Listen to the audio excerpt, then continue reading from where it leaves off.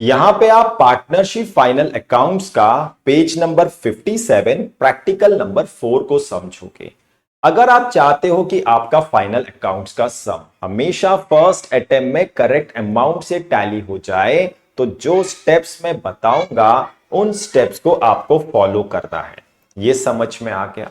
तो first step है कि आपको पूरे क्वेश्चन को अच्छे से रीड करना है, जो 3 पार्ट्स में डिवाइड है, जिसके फर्स्ट पार्ट में ट्रायल बैलेंस के ऊपर इंफॉर्मेशन गिवन है, उसे आपको रीड करना है, जिसमें पार्टनर्स का नाम, पार्टनर्स का प्रॉफिट शेयरिंग रेशियो, सम में क्या प्रिपेयर करना है और फाइनेंशियल ईयर का एंड डेट गिवन होगा।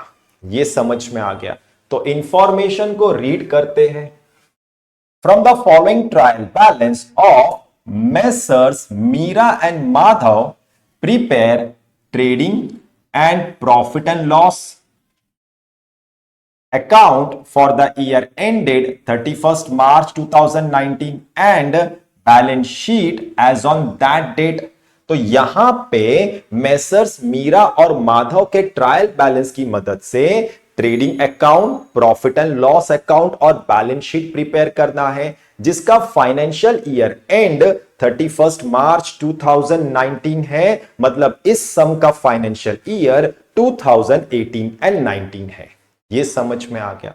और मीरा और माधव पार्टनर्स है, लेकिन यहां पे इनका प्रॉफिट शेयरिंग रेशियो गिवन नहीं है, तो आपको इनका प्रॉफिट शेयरिंग रेशियो 1:1 लेना है। तो जो भी नेट प्रॉफिट या नेट लॉस होगा, उस अमाउंट का हाफ मीरा को डिस्ट्रीब्यूट होगा और रिमेनिंग हाफ माधव को डिस्ट्रीब्यूट होगा। ये भी समझ में आ गया? तो यहां पे फर्स्ट पार्ट कंप्लीट होता है।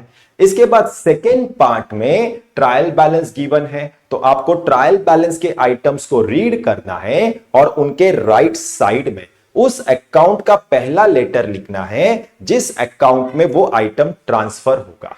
जैसे कोई आइटम ट्रेडिंग अकाउंट में ट्रांसफर होगा तो टी लिखना है, प्रॉफिट एंड लॉस अकाउंट में ट्रांसफर होगा तो पी लिखना है। अगर कोई आइटम एसेट है तो ए लिखना है, और अगर कोई आइटम लायबिलिटी है तो एल लिखना है। यह समझ में आ गया? और अगर कोई आइटम किसी ऑपोजिट साइड के आइटम में से लेस होगा तो उस आइटम के यहां पे लेस का साइन देना है। यह भी समझ में आ गया? तो ट्रायल बैलेंस के आइटम्स को रीड करते हैं। स्टॉक 1/4/2018 ये ओपनिंग स्टॉक है, ट्रेडिंग में ट्रांसफर होगा।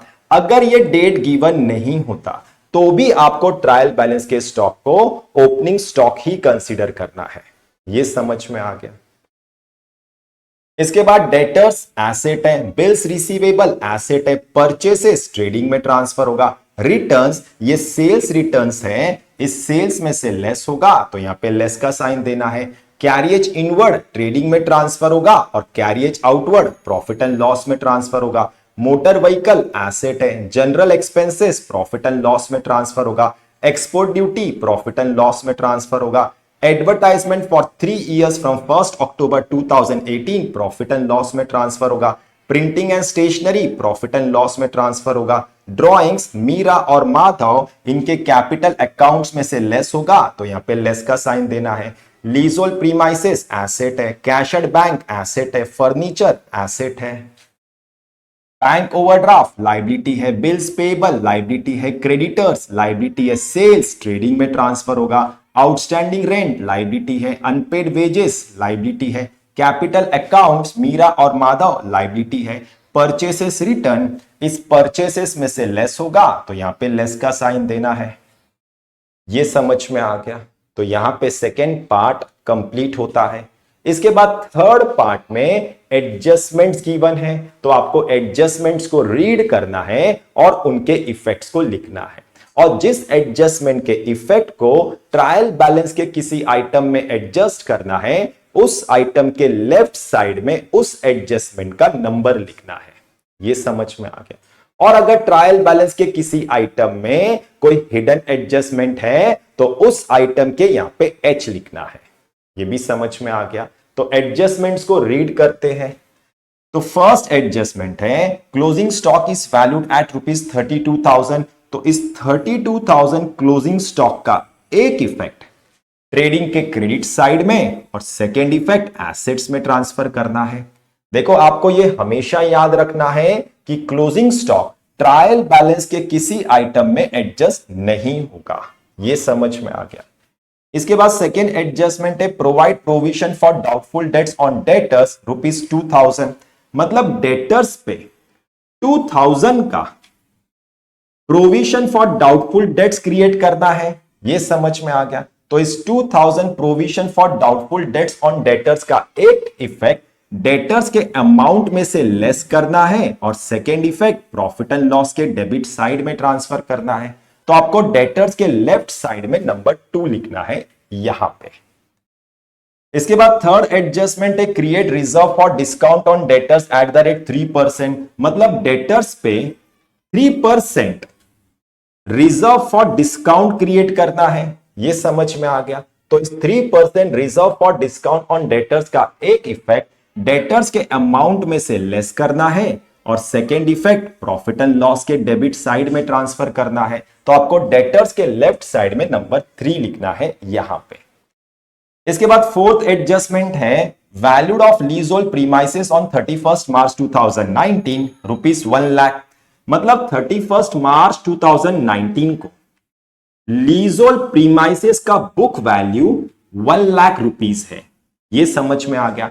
लेकिन ट्रायल बैलेंस में लीजहोल्ड प्रीमाइसेस का बुक वैल्यू 1,10,000 गिवन है। तो आपको लीजहोल्ड प्रीमाइसेस के बुक वैल्यू को 10,000 से रिड्यूस करना है, जिसे डेप्रीसिएशन कहा जाता है। यह समझ में आ गया। तो इस 10,000 डेप्रीसिएशन ऑन लीजहोल्ड प्रीमाइसेस का एक इफेक्ट लीजहोल्ड प्रीमाइसेस के अमाउंट में से लेस करना है और second effect profit and loss के डेबिट साइड में ट्रांसफर करना है। तो आपको लीजहोल्ड प्रीमाइसेस के लेफ्ट साइड में नंबर 4 लिखना है यहां पे। इसके बाद लास्ट एडजस्टमेंट है आउटस्टैंडिंग प्रिंटिंग एंड स्टेशनरी ₹500। तो इस 500 आउटस्टैंडिंग प्रिंटिंग एंड स्टेशनरी का एक इफेक्ट प्रिंटिंग एंड स्टेशनरी के अमाउंट में ऐड करना है और सेकेंड इफेक्ट लायबिलिटीज में ट्रांसफर करना है। तो आपको प्रिंटिंग एंड स्टेशनरी के लेफ्ट साइड में नंबर 5 लिखना है यहां पे। यह समझ में आ गया। अब एडवर्टाइजमेंट फॉर 3 इयर्स फ्रॉम 1 अक्टूबर 2018 को समझो। देखो फर्म ने इस एडवर्टाइजमेंट पे 1 अक्टूबर 2018 को 3 इयर्स का 4,800 अमाउंट पे किया है। यह समझ में आ गया। लेकिन इस पूरे फाइनेंशियल ईयर में फर्म को इस एडवर्टाइजमेंट पे सिर्फ 6 महीने का ही बेनिफिट मिला है। 1 अक्टूबर 2018 से लेकर 31 मार्च 2019 तक, मतलब 2 इयर्स 6 मंथ्स का अमाउंट प्रीपेड है। यह समझ में आ गया। अब 2 इयर्स 6 मंथ्स का कितना अमाउंट प्रीपेड है उसे समझो। देखो फर्म ने टोटल 4,800 अमाउंट पे किया है 3 इयर्स के लिए। तो अगर आप 4,800 को 3 से डिवाइड करते हो तो आपको 1 ईयर का अमाउंट मिलेगा 1,600। अब आपको इस 1,600 को 2.5 से मल्टीप्लाई करना है तो आपको 2 ईयर 6 मंथ्स का प्रीपेड एडवर्टाइजमेंट अमाउंट मिलेगा 4,000। यह समझ में आ गया। तो इस 4,000 प्रीपेड एडवर्टाइजमेंट का एक इफेक्ट एडवर्टाइजमेंट के अमाउंट में से लेस करना है और सेकेंड इफेक्ट एसेट्स में ट्रांसफर करना है। तो आपको एडवर्टाइजमेंट के लेफ्ट साइड में H लिखना है यहां पे। यह भी समझ में आ गया। तो यहां पे फर्स्ट स्टेप कंप्लीट होता है, जहां पे आपको अच्छे से समझ में आ गया होगा कि आपको फर्स्ट स्टेप में क्या करना है।